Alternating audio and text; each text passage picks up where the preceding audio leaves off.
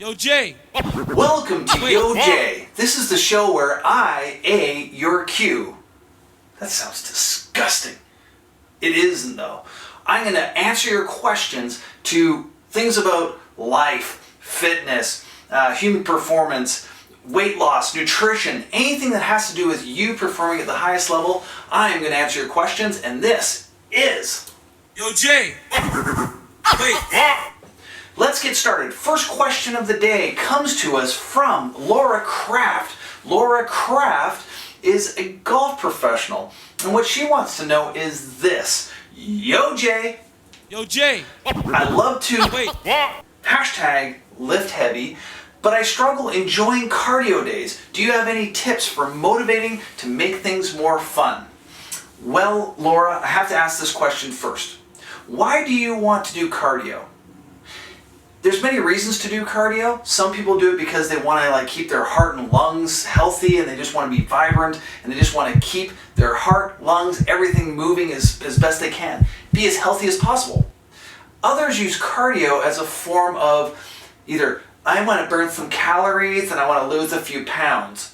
Well, if it's the latter, you're wanting to lose weight and just shed some calories, I want you to listen to the second question of today, and we'll get into the details there.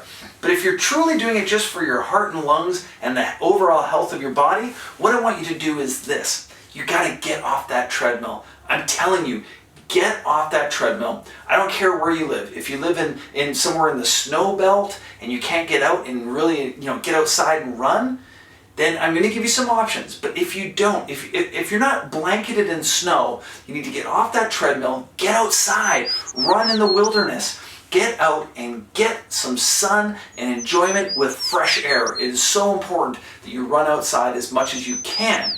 You got to recharge that solar panel. How else are you going to get that energy?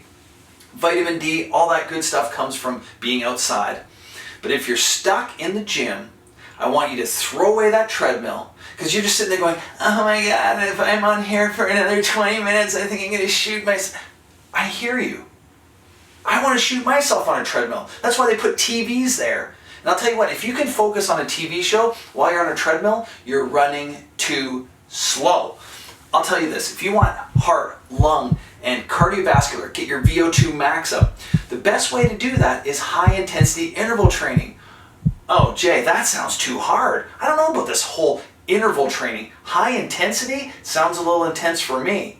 It doesn't have to be that way.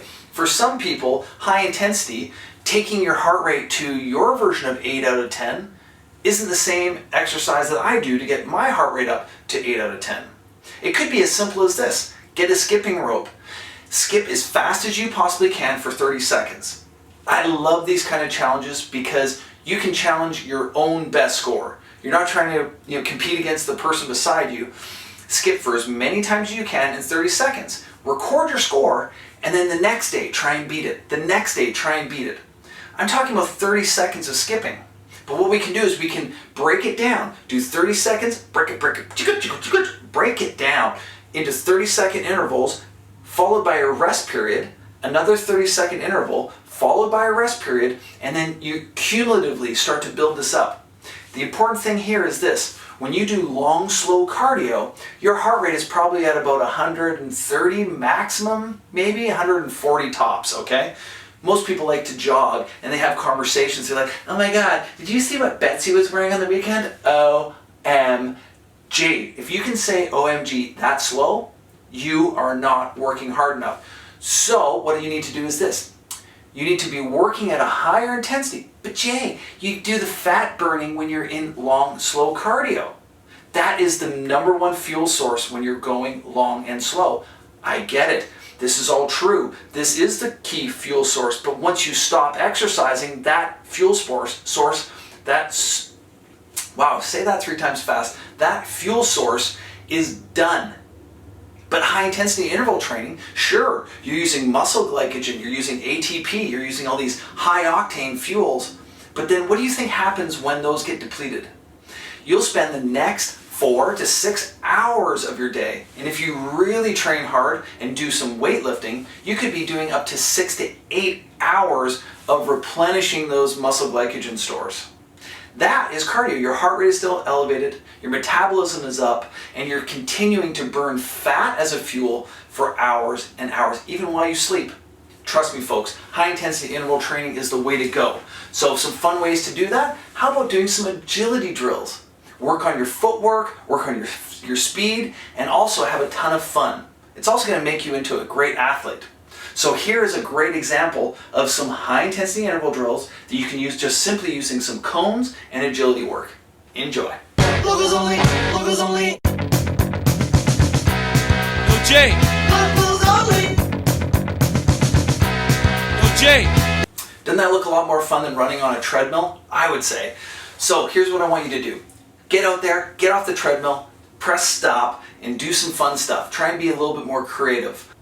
So thanks, Laura, for sending in your YOJAY. I hope I answered your question, and hopefully I found some new and fun, fresh ways to get motivated about doing your cardio. Huh? Wink, wink. All right, our next question comes in from Gerald Smith. He's all the way from the UK. That's the beauty of this show. You can ask a question from anywhere in the world, and YOJAY is going to answer your questions. Gerald Smith is a personal trainer out of the UK, and he asks this.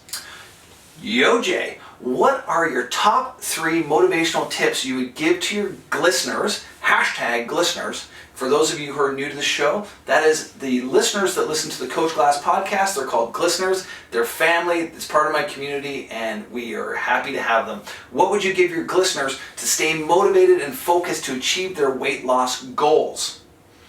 Now, Gerald, you're not going to like this much, but my number 1 motivator, and you know what? You asked for 3. I'm telling you, this is gonna clear them all. The number 1 motivator for weight loss is take your scale and throw it out the window. You take your scale and throw it out the window. Because here's the deal. That scale is going to hold you back from getting the results you're looking for.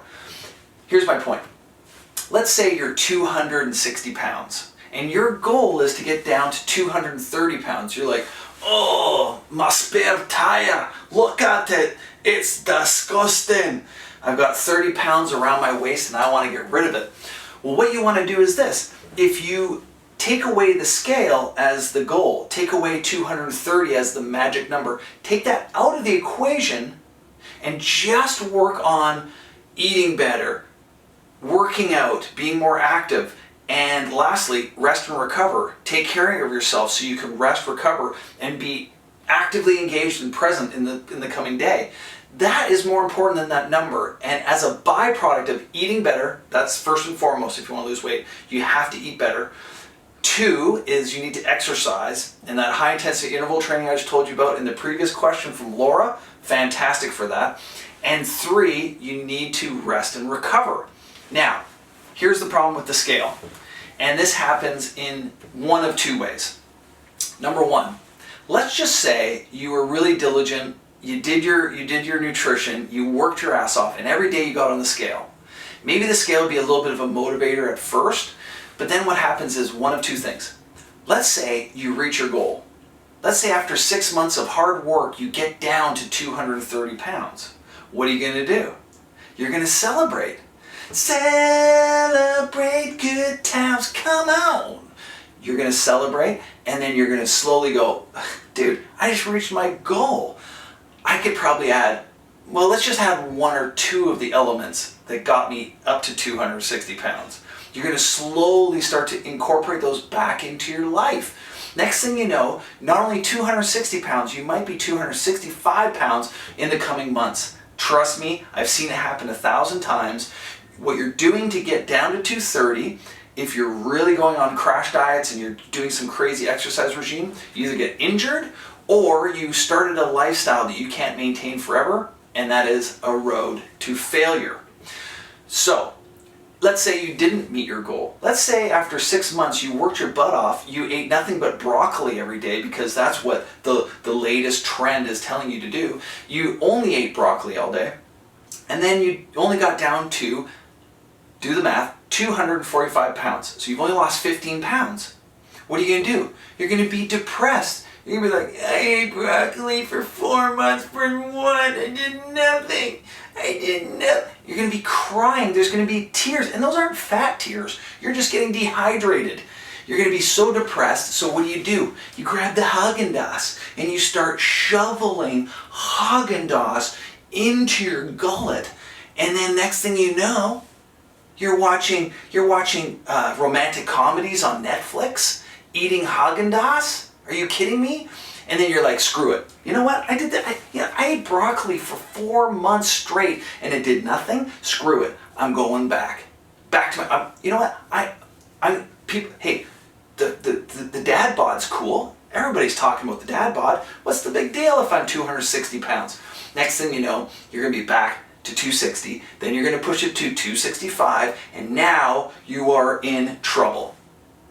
So guys, get rid of all that crap, throw your scale out the window, and start to reverse your unhealthy lifestyle and introduce the healthy lifestyle. I want you to change your diet. I really want you to work on eating whole foods, real whole foods from a good source. No preservatives, no crap. Eat good quality food.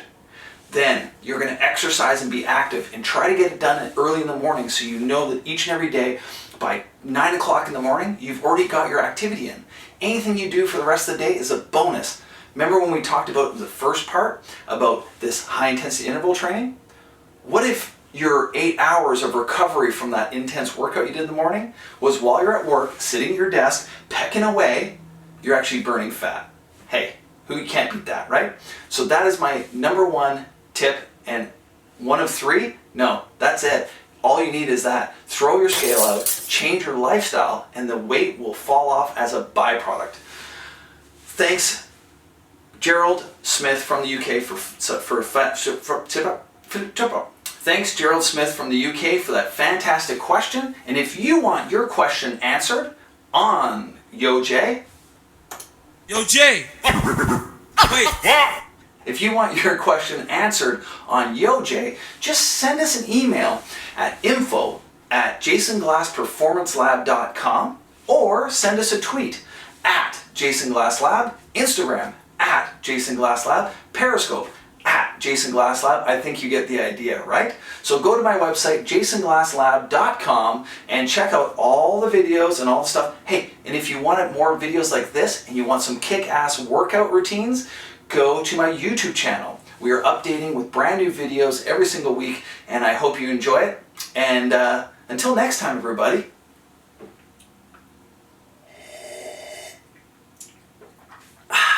Delish. Have a fantastic week. Get your questions in and we'll answer it next week on the next #YOJAY. YOJAY. Wait. Locals only, locals only, YOJAY. locals only, YOJAY. locals only, YOJAY. locals